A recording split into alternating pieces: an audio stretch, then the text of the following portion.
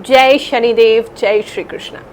मेरे प्यारे बच्चों, पितृपक्ष जो है वो प्रारंभ हो रहा है। सितंबर 29 से 14 अक्टूबर तक पितृपक्ष रहेगा। श्राद्ध में बहुत से लोग कह सकते हैं कि ये बहुत गलत समय होता है, अच्छा समय नहीं होता है, कोई अच्छी चीज़ नहीं करनी चाहिए। लेकिन इसका वास्तविक अर्थ क्या है और इस समय में हमारे जो पितृ हैं वो हमसे क्या कहना चाहते हैं, क्या कम्युनिकेट करना चाहते हैं, वो इस राशिफल के माध्यम से आपकी राशि अनुसार आज मैं आपको बताने वाली हूँ। So let's get started.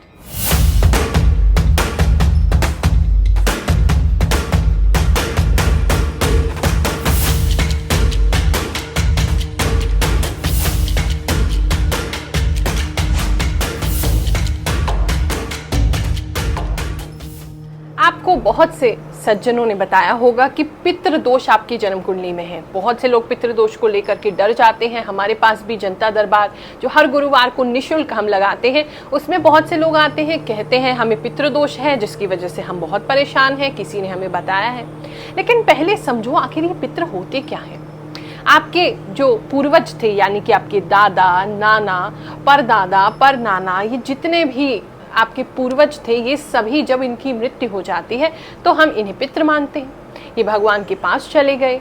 लेकिन अगर किसी की आत्मा जो है वो अतृप्त रहेगी तो ऐसा हो सकता है कि वो आपसे कुछ कहने का प्रयास करें, आपको कुछ बताने का प्रयास करें, अपनी इच्छा को पूरा कराने का प्रयास करें। लेकिन किसी भी केस में ये हो ही नहीं सकता कि आपके जो पितृ हैं, आप ही के जो पूर्वज हैं, आपके जो परनाना परदादा हैं, वो आपको किसी प्रकार से क्षति पहुंचाए, क्योंकि आप उन्हीं का तो वंशज है, आप उन्हीं का तो खून है। वो कैसे चाहेंगे कि उनका ही परिवार उनके श्राप से तबाह हो जाए? ऐसा वो बिल्कुल भी नहीं करते हैं।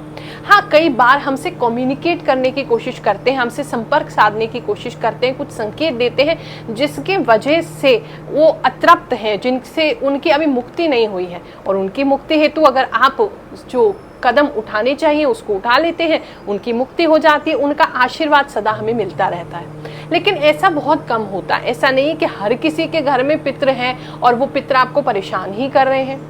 कुछ लक्षण ऐसे देखे गए हैं जहां पर पितृदोष मान सकते हैं। अगर आपके घर में बहुत समय से, मतलब जेनरेशंस बाद भी कोई एक समस्या चली आ रही है, मान लीजिए किसी के घर में बहुत सारे लोग हैं जिनकी शादी नहीं हो रही है, कई सारी ऐसी पीढ़ियां गुजर गई उसमें शादी नहीं हो रही है, बहुत अविवाहित लोगों की संख्या बढ़ती जा रही है, तो ऐसे में मानते हैं आपके जो पितृ हैं वो कहीं ना कहीं किसी एक की इच्छा पूरी नहीं हुई है, आपको संकेत दे रहे हैं, उनकी इच्छा आपको पूरी करनी चाहिए ताकि इस दोष से आप मुक्त हो सकें। कुछ लोगों के यहाँ जो वंश है वो वंश आगे नहीं बढ़ता है, बहुत जनरेशन्स हो गई है, लेकिन बड़ी दिक्कत आती है वंश वृद्धि करने में, पुत्र संतान प्राप्ति में। ऐसे में भी कई बार देखा गया कि पितृदोष घर में होता है या आपके कुल में लगा हुआ है। ऐसे में बहुत सिंपल से कुछ चीज़ें हैं, आप बिल्कुल कर सकते हैं। अगर आपको पता चल जाता है कि आपके कोई पितृ हैं, अतृप्त हैं, उनकी इच्छाएं पूरी नहीं हो पाई हैं, उनकी आत्मा जो है उसको मुक्ति नहीं मिली है, तो श्रीमद् भागवत महापुराण इसका पाठ आप रखवाएं, कथा रखवा सकते हैं। उनके नाम से अवश्य ही उनकी मुक्ति। बड़ी रोचक सी एक कथा बताती हूँ। एक बार भागवत कथा हम कर रहे थे एक मंदिर में, किसी ने भागवत कथा का आयोजन कराया था, बहुत लोग आए, बहुत भीड़ थी। अब उस मंदिर के बाहर एक पीपल का पेड़ था। अब कथा जब होती है तो वहाँ एक बांस रखा जाता है जिसमें 7 गांठें तो होनी ही चाहिए। अब 7 गांठों वाला बांस रखा गया। हमने कथा पढ़ी पहले दिन, दूसरे दिन, और लोगों ने आकर के बताया कि गुरुमा ऐसा चमत्कार हमने आज तक कभी नहीं देखा। एक एक करके वो जो गांठ थी, जैसे कथा में हम बताते हैं धुंधकारी की कथा में कि प्रेत योनि में था वो, और उसने बांस में रह करके कथा सुनी और फिर उसकी 7वें दिन मुक्ति हुई। तो ऐसी ही सेम घटना, ये मेरी आंखों देखी बात है। वो बांस के भी मैंने दर्शन किए थे, वो पूरा बांस फट गया था, 7 गांठें उसकी खुल गई थी। तो हमने खुद इस चमत्कार को देखा है कि श्रीमद् भागवत महापुराण को करने से, कथा श्रवण करने से, मूल पाठ रखवाने से हमारे पितरों की शांति होती है। तो आप उसका आयोजन कर सकते हैं। इसके अलावा मान लीजिए इतना बड़ा आयोजन आप नहीं कर पा रहे हैं, तो इस स्थिति में आपके जो भी पूर्वज थे, आप उनके लिए प्रॉपर गया जी में तर्पण वगैरह अगर कर चुके हैं, उसके बाद भी शांति नहीं हो रही है, तो जो भी आपको पता चला है कि इनके वजह से इनकी मुक्ति नहीं हुई, इनकी तृप्ति नहीं हुई है, तो उस व्यक्ति की वो इच्छा को पूर्ण करने का प्रयास करें कि अगर मान लीजिए फॉर एग्जांपल आपको पता चल गया है कि आपके जो भी पूर्वज थे उनमें से किसी को एक्सीडेंट से उनकी मृत्यु हुई है, तो अभी उनकी इच्छा जो थी जीने की, आगे कार्य करने की, वो पूरी नहीं हो पाई है। तो आप उस कार्य को, जो अधूरा कार्य उनका रह गया, अगर उसको पूरा कर देते हैं तो ऐसे में पितृदोष निवारण आपका हो जाएगा। ये भी मालूम नहीं पड़ रहा है तो अपने पूर्वजों के नाम से आप भंडारा इत्यादि समय समय पर करते रहें, उनके नाम से दान पुण्य करते रहें, खासकर उनको जो भी चीज़ें पसंद थी वो करते रहें। अगर समर्थवान हैं आप तो बुजुर्गों के लिए आप एक आश्रम निर्माण कर सकते हैं, ओल्ड एज होम का निर्माण कर सकते हैं तो भी, या फिर वहाँ पर भी दान पुण्य कर सकते हैं, उससे भी पितृदोष में शांति होती है। पितृदोष हमेशा बुरा नहीं होता है और ना ही श्राद्ध या पितृपक्ष बुरे होते हैं। बहुत से लोग ऐसा समझते हैं कि श्राद्ध में कोई कार्य नहीं करें, इसलिए नहीं करें कि आप डर गए हैं या कोई समय बुरा आया है इसलिए आप अच्छा काम नहीं कर रहे हैं। आप जो गुजर गए हैं, आपके माता पिता हो सकते हैं, आपके दादा दादी, नाना नानी, पर दादा, पर नाना, या कोई भी आपका प्रियजन गुजर गया, उनकी याद में ये 15 दिन आप निकालें। तो अब उनको याद आ रही है आपको, आप उनकी याद में व्याकुल हैं और आप उनकी याद में आपका मन जो है वो भर गया है, तो क्या आपका मन करेगा कुछ नई चीज़ खरीदने का, कोई अच्छी चीज़ खरीदने का, कोई अच्छी चीज़ पहनने का? तो इसलिए श्राद्ध में कोई नए कपड़े नहीं पहनते हैं, नए घर में नहीं जाते हैं, नए घर को खरीदते नहीं हैं, नए वाहन को खरीदते नहीं हैं, शादी ब्याह की बातें नहीं करते। इस कारण, ना कि ऐसा है कि आपको इमरजेंसी में अगर कुछ करना ही पड़ गया तो उसमें कोई दोष लग जाएगा। वो दोनों चीज़ों को बहुत क्लियर करके चलें। अगर कोई इमरजेंसी है, आपको कोई शुभ कार्य करना ही है और पॉसिबल ही नहीं है कि वो टाला जा सके, तो बिल्कुल चिंता मत करिए, आपको आपके पितरों का आशीर्वाद मिलेगा। उनको याद करिए। इस समय में जब भी उनको याद करते हैं ना, वो ज़रूर सुनते हैं। एक विशेष ऐसा चैनल खुलता है इन 15 दिनों में कि जिससे भी आप बात करना चाहते हैं वो आपके पितर आपको आशीर्वाद देने ज़रूर आते हैं। और बहुत से लोग ऐसे हैं जो मुझे बताते हैं, गुरु माँ सपने में हमने अपने पितरों को देखा। तो ये भी शुभ संकेत है, शुभ लक्षण है। अब हम बात करेंगे आपकी राशि अनुसार आपके पितर आपसे क्या कहना चाहते हैं, क्या आपको स्पेशल बात बताना चाहते हैं, क्या मैसेज देना चाहते हैं। तो शुरू करते हैं। मीन राशि वालों, आपके पितरों में कोई ऐसा व्यक्ति था जो बहुत ही ज़्यादा फेमस था, जो बहुत ज़्यादा ज्ञानी था, लोग उसको बहुत मानते थे।